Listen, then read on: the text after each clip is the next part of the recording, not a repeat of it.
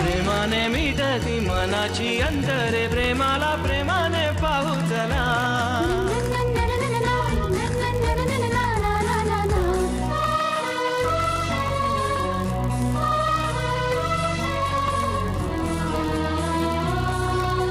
प्रेमाचा प्रवाही प्रेमाचे भोवारे प्रेमाची वादळे ती जळली. प्रेमाच्या लाटाया प्रेमाने वाहून प्रेमाच्या तीराशी नेती तरी. प्रेमाचा चांदवा झरतो बेभान प्रेमाचे उधाण झेलू चला.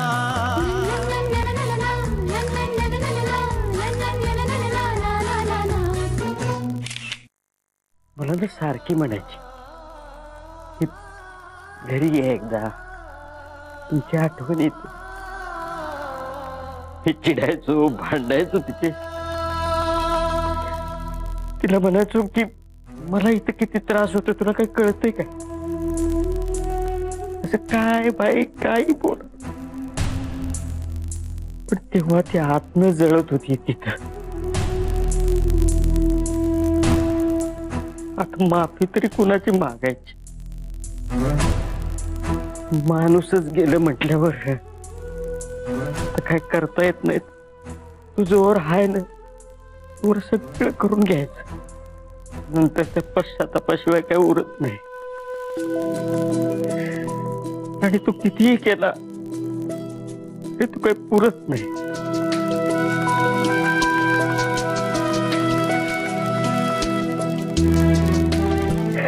ईशात सुधारा वेळेत.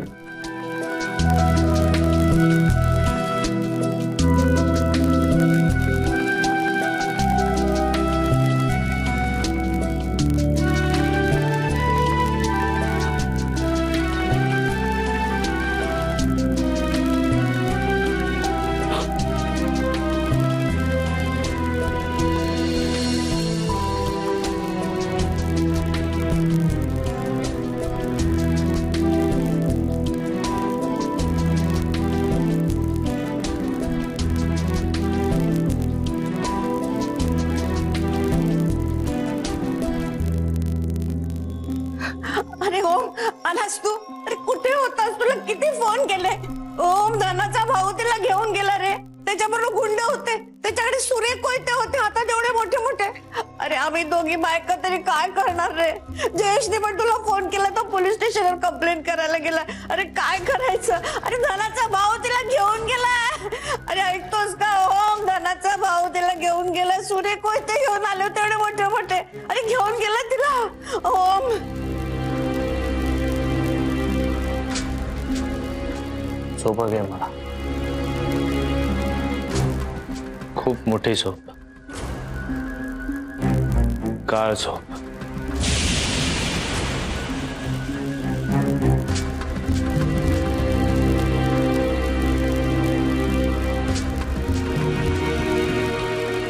मी उद्या उठलोच नाही तर तू काय करशील? नको नको, असं अभद्र बोलू नकोस रे बाळा.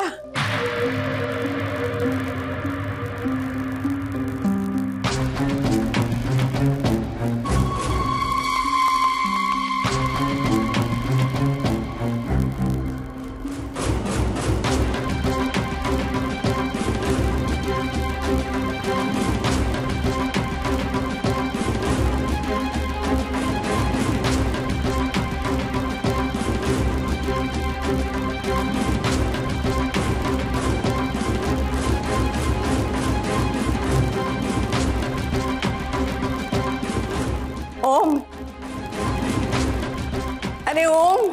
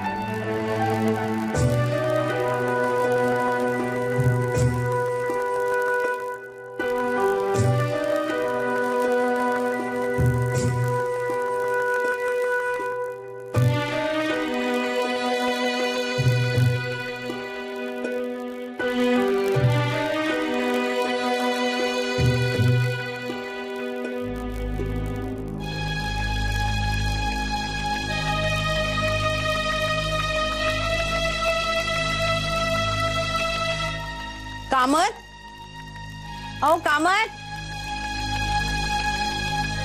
कामत, अहो कामत. काय ग प्रमिला, काय झालं? मला वाटलं तुम्ही घरात नाहीये. मी घरातच होतो, आतल्या खोलीत होतो. मला तुझा आवाजही ऐकू आला, पण मला वाटलं भास असणार. तुम्ही कामात आहात का? आता एकटा म्हातारा माणूस कामात कसला असतोय? जरा येता का इथे माझ्यावर बोलायला बसा. या.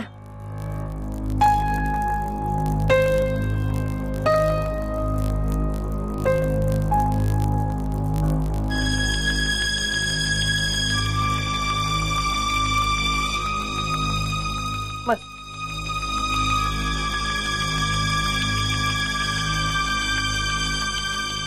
कामत, तुम्ही बोला काहीतरी. काही बोला, पण बोला. काय झालं प्रमिला? या ओमला काय झालंय कळत नाही. मरणाच्या गोष्टी करतो. याचा काय अर्थ आहे? अगं कशालाच काही अर्थ रे, आणि आपण अर्थ लावू नये. अहो पण घाबरायला होतं ना, झोप नाही लागत. अगं मलाही नाही लागत कित्येकदा झोप. तुम्ही काय करतो माहितीये? वर बघतो आकाशामध्ये, खचाखच भरलेल्या चांदण्या असतात ना, त्या मोजत बसायचं. त्यालाही काही अर्थ नाही बरं का. पण त्या आकाशातल्या खचाखच भरलेल्या चांदण्या बघितल्या ना, की आपण आणि आपली दुःख ही टिंबा एवढी सुद्धा नाही ते लक्षात येतं आपल्या. तरी दुःख वाटतच ना. माझ्या नातवंडानं माझ्या डोळ्यासमोर मोठं होताना बघायचं होतं मला. ते राहून गेलं. आता ओम मध्ये जीव अडकला, ते दुःखच. ते कोणाला चुकलंय?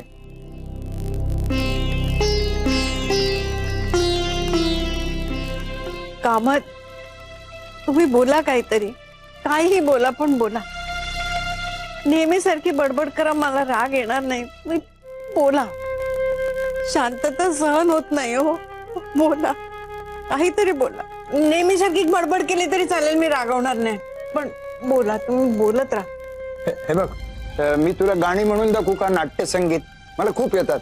नाहीतर मी तुला आमच्या लहानपणचा एक मजेदार किस्सा सांगतो. काय गंमत आहे माहिती का?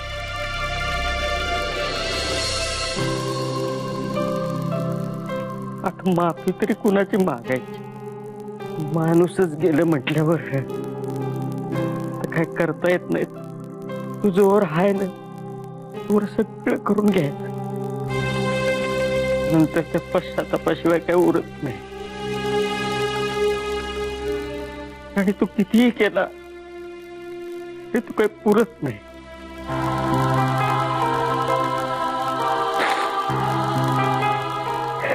ईशात सुधार वेळात.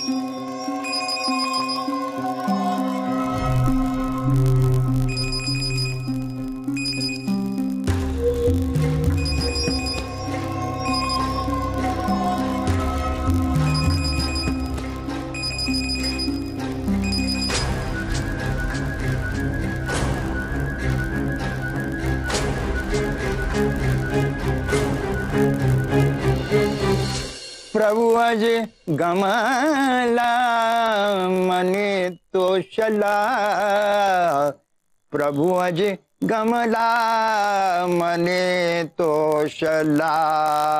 हा आपला गातोय आणि तो समोरचा तो दाद देतोय. कोणाला काय कशाला काही अर्थ नाही बघ. थंडी वाजते का? हे बघ तू आज जाऊन पड. हे माझं प्रवचन माझी बडबड तू फार सिरियसली घेतलेली दिसते. सिरियसली घेऊ नको ग. अगं वेळ जात नव्हता ना म्हणून ही सगळी बडबड, म्हणून ही गाणी आणि एवढंच तुझ्यावर इम्प्रेशन पडतं ना. तुम्ही किती तुमचं दुःख लपवलं तरी ते नाही लपत. ते मार दे गोली उस दुःख को, क्या वो दुःख लेके बैठती है. हे बघ हे आयुष्य आहे ना, हे आयुष्य आपल्याला एकदाच मिळतं. हे दुःख किती वेळा उगाळत बसणार सांग बघू तुम्हाला. नाही आपण असं करू. हे बघ प्रमिला, आपण कॅरम खेळूया. काय? हा माझ्याकडे एक मस्त असा छान बोर्ड आहे, त्याच्यावर असा रिबाउंड पण मस्त मारता येतो. चल कॅरम खेळूया. नको नको तुम्हीच खेळा, मला येत नाही. अगं येत नाही तर मी शिकवतो ना. आणि आपण काय कॅरम खेळता खेळता चहा पिऊया, भजी खाऊया. थँक्स, पण परत कधी ते, आता नाही.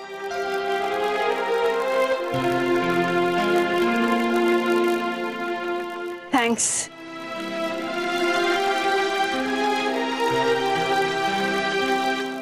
थँक्स प्रमिला. तुला माझ्याशी बोलावंसं वाटलं याबद्दल खरंच थँक्स.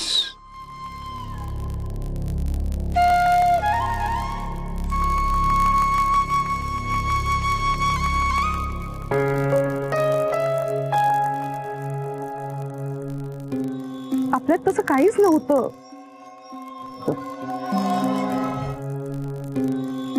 आपल्यात काहीच नव्हतं. खरंच आपल्यात काहीच नव्हतं. True, correct.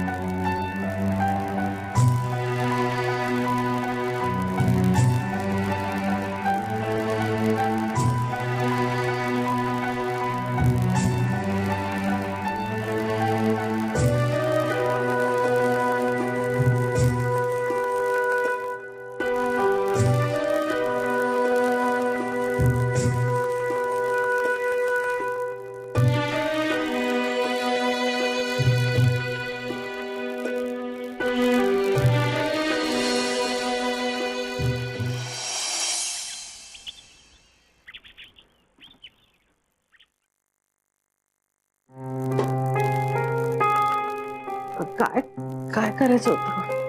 हा जुडी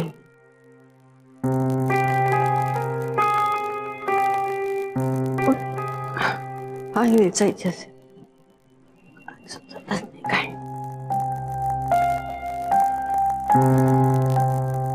आई ग प्रमिला, ए प्रमिला, बोला. अगं बाहेरचं दार उघडं होतं. तू कुठे देवळात गेली होतीस का? नाही हो, पहाटे जाग झाली ना तसं सगळं बंद बंद घुसमटल्यासारखं होत होतं म्हणून दार उघडलं आणि येऊन बसले. अगं मग दार लावणार कोण? कुणी बाहेर आलेलं समजणार सुद्धा नाही.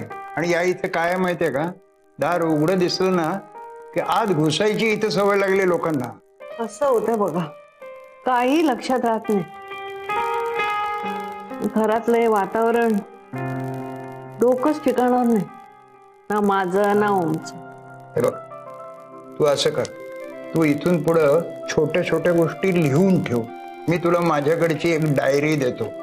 म्हणजे कसं, दार उघडलं लिहून ठेवायचं, दूध गॅसवर ठेवलं लिहून ठेवायचं.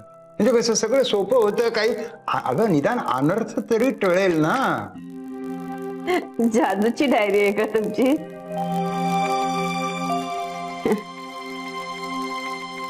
लिहून सगळे अनर्थ टळले असते तर.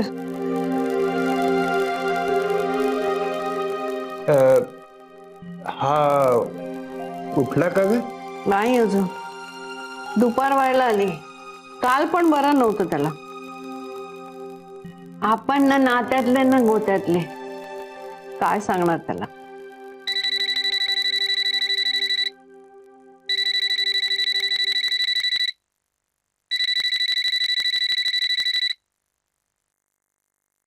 हॅलो, कोण बोलते? हा, ओमची आई?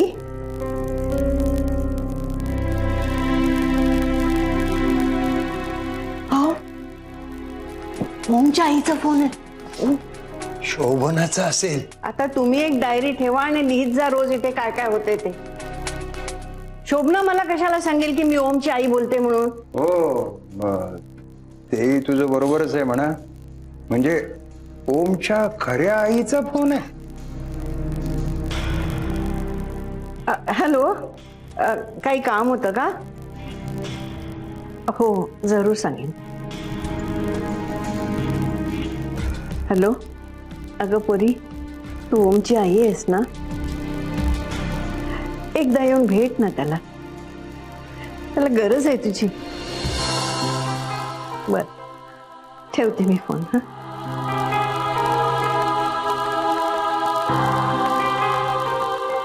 येते म्हणते. कधी? आत्ता? आता नाही हो, येणार आहे म्हणाली कधीतरी. तू तरी वेंधळीच आहेस.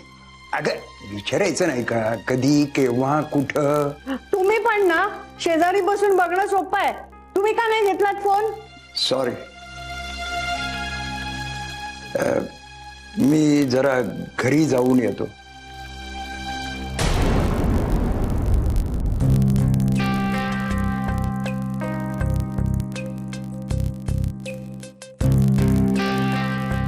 ओम, तुझ्या आईचा फोन आला होता.